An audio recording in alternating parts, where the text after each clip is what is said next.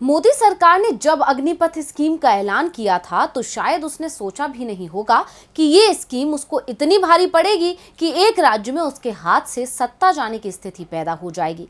लेकिन अब ऐसा ही होता दिख रहा है। मोदी सरकार की अग्निपथ स्कीम बिहार में उसके लिए जी का जंजाल बनती जा रही है और हालात ये हो गए हैं कि एनडीए में बड़ी टूट के आसार नजर आ रहे हैं। आखिर क्यों पैदा हुए ऐसे हालात, क्या बन रहे हैं समीकरण और बिहार में क्यों मुश्किल में है एनडीए सरकार, इन सभी सवालों के जवाब लेकर मैं अंशिता श्रीवास्तव हाजिर हूं स्पेशल रिपोर्ट के साथ। स्वागत है आप सभी का। चलिए बढ़ते हैं आगे। दोस्तों, पिछले दिनों मोदी सरकार ने बड़े उत्साह के साथ अग्निपथ योजना की घोषणा की थी। सरकार को उम्मीद थी कि उसका ये ऐलान 2024 आम चुनाव और आगामी विधानसभा चुनावों में उसके लिए मास्टर स्ट्रोक के तौर पर काम करेगा, क्योंकि बेरोजगारी के मुद्दे पर सरकार बुरी तरह घिरी हुई है। लेकिन सरकार की सारी उम्मीदों पर उस वक्त पानी फिर गया जब इस योजना का विरोध शुरू हुआ, जिसकी शुरुआत हुई बिहार से। और बिहार से शुरू हुआ ये विरोध धीरे धीरे देश के दूसरे राज्यों में भी पहुंच गया और युवाओं ने जमकर प्रदर्शन किया। भारत बंद भी बुलाया गया। युवाओं की मांग है कि सरकार इस योजना को रद्द कर दे, क्योंकि इससे फायदा नहीं बल्कि युवाओं को नुकसान होगा और उनका भविष्य खतरे में पड़ जाएगा। लेकिन सरकार इस योजना को रद्द करने के बजाय इसके फायदे गिनाने में लग गई है। लेकिन सरकार की इस स्कीम के खिलाफ चल रही इस लड़ाई में युवा अकेले नहीं हैं, उन्हें विपक्ष का समर्थन भी मिल रहा है। कांग्रेस ने पहले दिल्ली में जंतर मंतर पर इस योजना के खिलाफ प्रदर्शन किया, फिर देश के दूसरे हिस्सों में भी किया।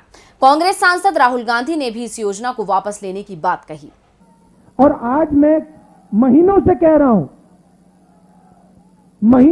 रहा हूं, और जो हमारे युवा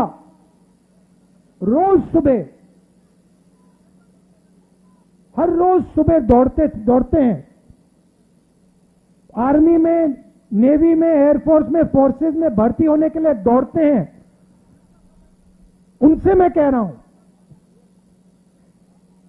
कि हिंदुस्तान के प्रधानमंत्री ने इस देश की रीढ़ की हड्डी को तोड़ दिया है और ये देश अपने युवाओं को अब रोजगार नहीं दे पाएगा। सरकार विपक्ष और युवाओं के विरोध से तो जूझ ही रही थी, लेकिन उसे कहां पता था कि ये छोटी सी चिंगारी इतना बड़ा रूप ले लेगी कि बिहार की सत्ता भी उसके हाथ से जा सकती है और उसके अपने ही उससे दूरी बना लेंगे। और ये सब इस समय हो रहा है बिहार में। बिहार की सियासत में उथल पुथल होना कोई नई बात नहीं है। जेडीयू और बीजेपी के बीच का मनमुटाव और तकरार भी किसी से छुपा नहीं है। ये लगभग 6 महीने से चल रहा है। लेकिन इस समय जो बिहार में हो रहा है उसने सभी को हैरान तो किया ही, साथ ही बीजेपी की नींद उड़ा दी है। ऐसा इसलिए क्योंकि अग्निपथ योजना पर आरजेडी को जेडीयू का साथ मिल गया है और यह नजारा देखने को मिला बिहार विधानसभा सत्र के दौरान। दरअसल बिहार विधानसभा का मानसून सत्र चल रहा है और बीते दिन और मंगलवार को सत्र के दूसरे हाफ में सदन में अजीबोगरीब स्थिति पैदा हो गई। एक ओर जहां अग्निपथ योजना को लेकर विपक्ष पहले दिन से ही हंगामा कर रहा है, वहीं इस मामले को लेकर सदन के भीतर भाजपा अलग थलग दिखी। अग्निपथ योजना को लेकर विपक्ष के विधायक सदन से बाहर रहे तो वहीं जदयू के विधायकों ने भी सदन से दूरी बना ली। बिहार विधानसभा के इतिहास में शायद ही ऐसा नजारा पहले कभी देखने को मिला होगा, जब सहयोगी पार्टी के एक भी विधायक सदन में अंदर न आए हों। अब जेडीयू और राजद की बढ़ती इस नजदीकी ने बीजेपी की टेंशन बढ़ा दी है। गौरतलब है कि लंबे समय से ये अटकलें हैं कि जेडीयू और आरजेडी साथ आ सकते हैं। कई मौकों पर दोनों को साथ देखा गया।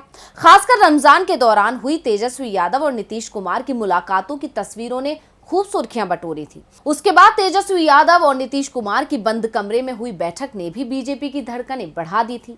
हालांकि जेडीयू बार बार इन सभी अटकलों को खारिज करती रही है, लेकिन विधानसभा सत्र में जो नजारा देखने को मिला उसने एक बार फिर चर्चाओं को गर्म कर दिया है और दावा किया जा रहा है कि आरजेडी और जेडीयू में जरूर कुछ खिचड़ी पक रही है जो बीजेपी के लिए घातक होने वाली है। दावा तो यह भी किया जा रहा है कि ये दोनों साथ आकर सरकार बना सकते हैं और बीजेपी बस हाथ मलती रह जाएगी। अब जेडीयू की तरफ से इस बेरुखी से बीजेपी की चिंता बढ़ गई और बीजेपी में हलचल पैदा हो गई और मंगलवार की शाम को ही केंद्रीय शिक्षा मंत्री धर्मेंद्र प्रधान पटना पहुंच गए।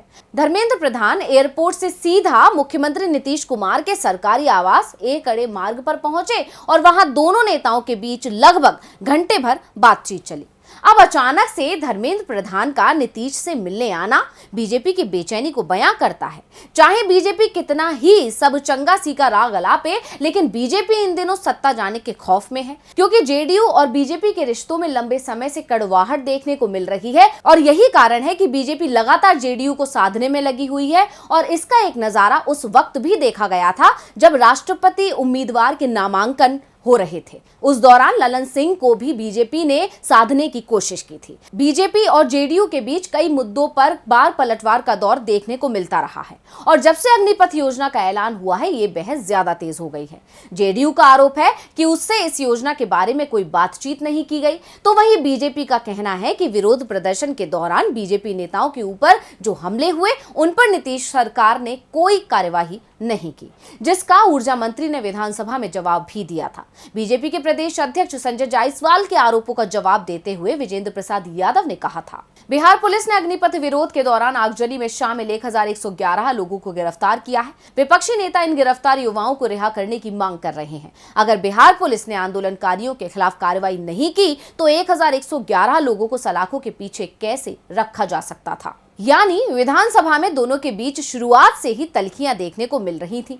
ऐसे में राजद को जेडीयू का समर्थन मिलना कई संभावनाओं को जन्म देता है। इसके साथ ही कुछ ऐसा भी हुआ जिसने तेजस्वी के लिए सत्ता का सफर और आसान कर दिया और बीजेपी को मुसीबत में डाल दिया। दरअसल असदुद्दीन ओवैसी की पार्टी बिहार एआईएमआईएम में बड़ी टूट हो गई है और इस टूट से ओवैसी को तो नुकसान हुआ ही है, साथ ही बीजेपी को भी बड़ा नुकसान होने की संभावना बढ़ गई है। ऐसा इसलिए क्योंकि ओवैसी की पार्टी के 4 विधायकों ने आरजेडी में शामिल होने का ऐलान कर दिया है। इस खबर की पुष्टि खुद बिहार विधानसभा में नेता प्रतिपक्ष तेजस्वी यादव ने की है। अब आप सोच रहे होंगे कि टूट ओवैसी की पार्टी में हुई तो टेंशन बीजेपी की कैसे बढ़ गई। तो आपको बता दें कि ओवैसी के 4 विधायकों के आरजेडी में शामिल होने के साथ ही आरजेडी बिहार की सबसे बड़ी पार्टी बन गई है। ऐसे में इस सियासी खेल में बीजेपी पिछड़ गई है। आरजेडी बीजेपी को पीछे छोड़कर अब राज्य की सबसे बड़ी पार्टी बन गई। अब आरजेडी के विधानसभा में 80 विधायक होंगे तो वहीं बीजेपी 77 विधायकों के साथ दूसरे नंबर की पार्टी होगी। आपको बता दें कि तेजस्वी यादव लंबे वक्त से एआईएमआईएम का आरजेडी में विलय करना चाहते थे। वो लगातार ओवैसी की पार्टी के विधायकों के संपर्क में थे।